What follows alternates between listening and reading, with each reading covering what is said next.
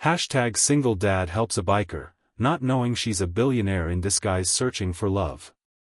The leather-clad woman stood in the pouring rain, her expensive motorcycle broken down on the side of the rural road. As Jake approached with his rusty pickup truck and his daughter's booster seat visible in the back, neither could have imagined how this chance encounter would change both their lives forever. Sometimes fate has a way of bringing together two souls who need each other most, when they least expect it. If you're enjoying this story of unexpected connection and second chances, please hit that like button and subscribe to the channel for more heartwarming tales that remind us love can find us in the most surprising places. The rain hammered against the windshield of Jake Miller's pickup truck as he squinted through the downpour. His wipers fought a losing battle against the deluge, and he slowed down, careful on the winding country road that led to his modest home on the outskirts of Mapleton. His 8-year-old daughter, Lily, had fallen asleep in the booster seat behind him, exhausted after her soccer practice. Jake glanced in the rearview mirror at his daughter's peaceful face, her chestnut hair, so like her mother's, falling across her cheek. For years since Sarah's death, and sometimes the grief still hit him like it was yesterday. Single parenthood wasn't what he'd planned, but for Lily, he'd move mountains. Or at least, he thought with a wry smile, he'd brave coaching a team of energetic 8-year-olds twice a week. The headlights caught something at the roadside ahead, a motorcycle and a figure in black leather hunched beside it. Jake slowed further, debating whether to stop. In a small town like Mapleton, people helped each other out. But with Lily in the car, the figure straightened and waved frantically. Jake pulled over. "Stay here, sweetheart," he murmured to his sleeping daughter, though she didn't stir. He grabbed his rain jacket from the passenger seat and stepped out into the downpour. The motorcyclist was a woman, he realized as he approached. She pulled off her helmet, revealing a shock of dark hair cut in an expensive-looking pixie style. Even drenched and clearly frustrated, there was something striking about her. "Engine died," she shouted over the rain. "And my phone's dead too. Talk about bad luck." Jake nodded, already soaked despite his jacket. "I can give you a lift into town. There's a mechanic, but he'll be closed now. You could try in the morning." The woman looked at her bike, a sleek model that even Jake, who knew nothing about motorcycles, could tell was high-end. "I can't just leave it here. We can put it in the back of my truck," Jake offered. "I've got some ramps. I deliver furniture sometimes, side gig." Something flickered across the woman's face, surprise, maybe. As if she wasn't used to straightforward kindness. "I'm Jake, by the way," he said, extending his hand. She hesitated before taking it. "Alex. Alexandra." Together they managed to load the heavy motorcycle into Jake's truck bed. By the time they finished, they were both drenched to the skin. "My daughter's asleep in the back seat," Jake explained as they approached the cab. "We can drop you at the motel in town." Alex peered through the window at the sleeping child, something softening in her expression. "That's very kind of you."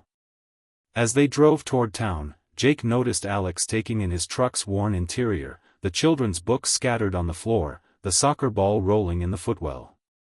"So, passing through?" Jake asked, trying to make conversation.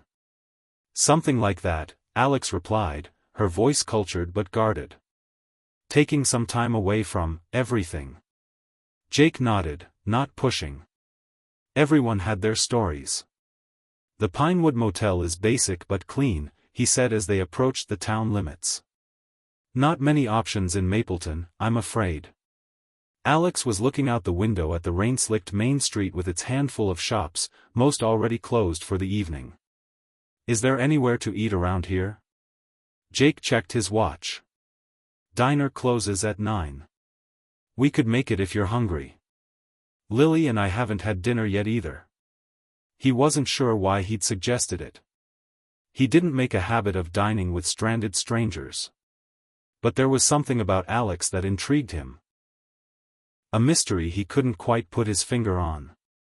To his surprise, she nodded. "I'd like that." Marge's diner was nearly empty when they arrived. Lily had woken up, shy at first around the stranger but quickly warming to Alex, who treated her with a natural respect that Jake appreciated. "So you ride a motorcycle?" Lily asked, wide-eyed, as she dunked a French fry in ketchup. "That's so cool." Alex smiled, and Jake noticed how it transformed her face. "It's freedom," she said simply. "Just you and the road." "Dad says motorcycles are dangerous," Lily reported matter-of-factly. Jake felt his cheeks warm. "I might have mentioned that once or twice." "They can be," Alex agreed, surprising him. "That's why you need proper training and equipment."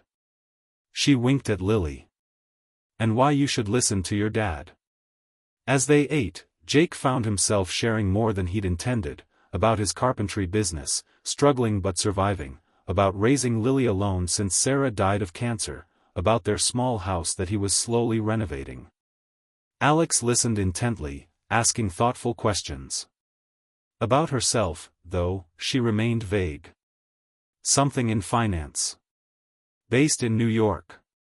Taking a sabbatical to clear her head. "Where are you headed?" Jake asked as they finished their meal. Alex shrugged. "Nowhere in particular. Just, away." There was a story there, Jake thought. But it wasn't his to pry into. When the check came, Alex reached for it, but Jake was faster. "You're stranded in our town," he said firmly. "Least I can do." Alex looked like she wanted to argue but instead said, "Thank you." Outside, the rain had finally stopped. Jake drove them to the Pinewood Motel, a single-story building with a flickering neon sign. "I can come by tomorrow morning," he offered. "Take you to Frank's garage to look at your bike." "You've already done so much," Alex protested. "It's no trouble." "Really?" After a moment, Alex nodded. "Thank you, Jake. That would be great." As she climbed out of the truck, Lily called from the back seat, "Bye, Alex. I hope your motorcycle gets fixed." Alex smiled, that same transformation lighting up her face. "Bye, Lily. Thanks for sharing your dad with me tonight." Something about the way she said it made Jake's heart skip a beat. Alexandra Chen stood under the lukewarm shower of the Pinewood Motel, trying to wash away the road grime and the strange emotions of the evening. The bathroom was clean but basic, a far cry from her penthouse in Manhattan or any of her other homes around the world. Not that anyone here would believe she owned Chen Innovations, one of the largest tech companies in the world. At 34, she was worth billions, featured on magazine covers, and hounded by paparazzi, which was precisely why she was here, in the middle of nowhere, traveling incognito. The board meeting last month had been the final straw. "Alexandra, you need to think about the company's image," Marcus had said, her COO's voice dripping with condescension. "A female CEO who's never been married, not even dating anyone publicly, people talk. My personal life is none of their business," she'd snapped. "Everything is their business when you're the face of a company this size," he'd replied. "The shareholders are concerned about stability." It was absurd, sexist, and infuriating, but not entirely wrong about one thing. She was lonely. Her last relationship had ended 2 years ago when she discovered he was more interested in her money than in her. The one before that had been intimidated by her success. So she'd taken a month off, left her assistant with strict instructions about emergencies only, and hit the road on her motorcycle, the one place she'd always felt truly free. No one recognized Alexandra Chen in motorcycle leathers with a helmet covering her face. And now here she was, in a town she'd never heard of, thinking about a carpenter with kind eyes and a daughter who looked at him like he hung the moon. Jake Miller was nothing like the men in her world. There was no pretense about him, no agenda. He'd helped her simply because she needed help. And the way he spoke about his daughter, his work, his life, there was a quiet pride there, an authenticity that resonated with her. Alex turned off the shower and reached for the thin motel towel. One night in Mapleton, she told herself. Get the bike fixed and move on. That was the plan. So why did the thought of leaving already feel like a loss? Jake arrived at the motel the next morning to find Alex waiting outside, looking refreshed in jeans and a simple black t-shirt. Without the motorcycle gear, she looked different, still striking, but somehow more approachable. Lily at school, she asked as she climbed into his truck. Jake nodded, touched that she'd remembered. Dropped her off on my way. I've got the morning free, business is slow right now. Frank's garage was a weathered building on the edge of town. Frank Delgado, a burly man in his 60s with grease-stained hands, examined Alex's motorcycle with appreciative whistles. This is some machine, ma'am, he said. But I'm seeing a problem with the electrical system. Might take a few days to get the parts. Alex's face fell. A few days? Could try rushing it, but even then, we're looking at tomorrow at the earliest. Jake watched Alex process this information, clearly thrown off course. The motel's not so bad, he offered. And Marge's does a decent breakfast too. Alex smiled weakly. I guess I'm staying in Mapleton a little longer than planned.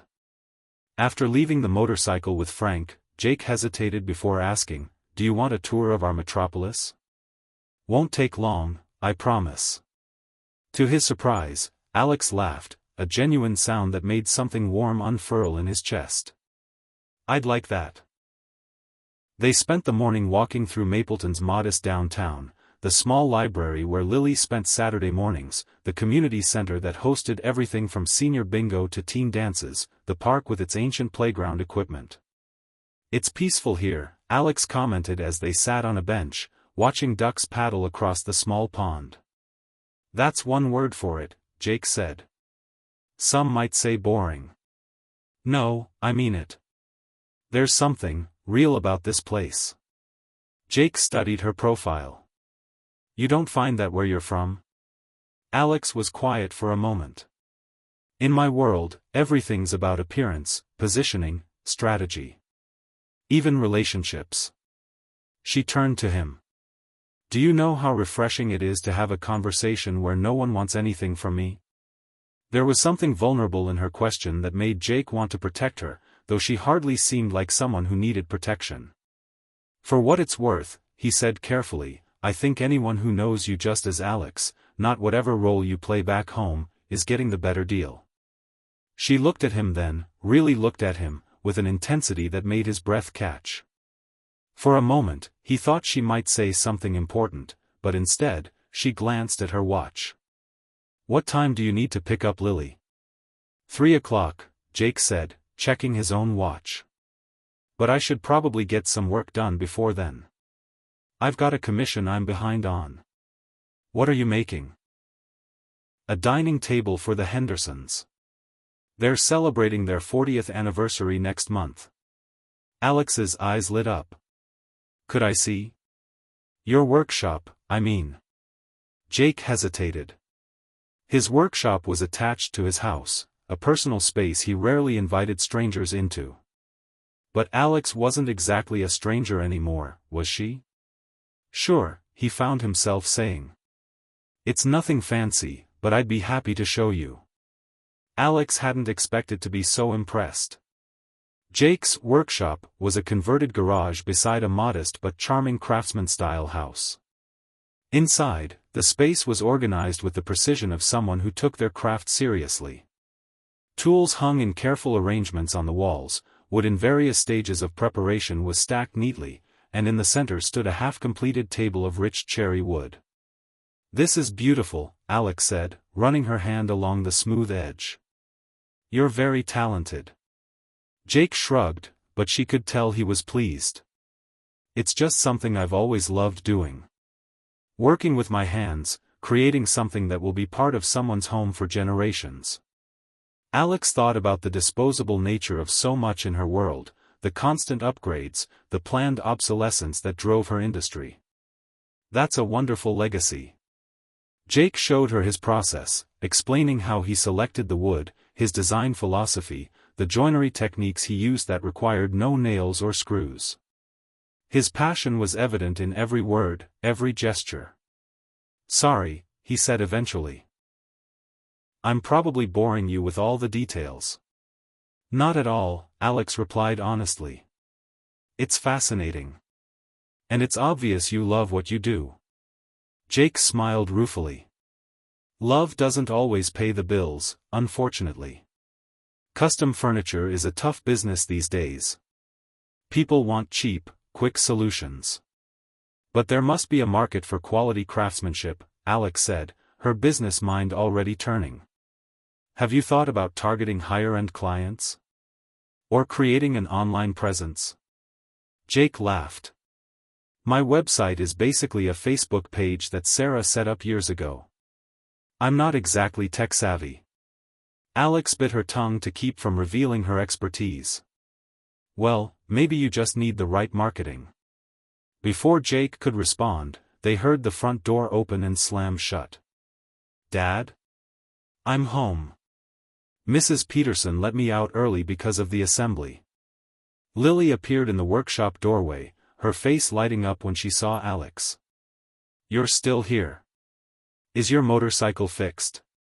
"Not yet," Alex said, smiling at the girl's enthusiasm. "I'm stuck in your town until tomorrow at least." "That's awesome. Dad, can Alex stay for dinner? Please. I can show her my soccer trophies and my rock collection and—" "Whoa, slow down," Jake laughed. "I'm sure Alex has better things to do than look at your rock collection."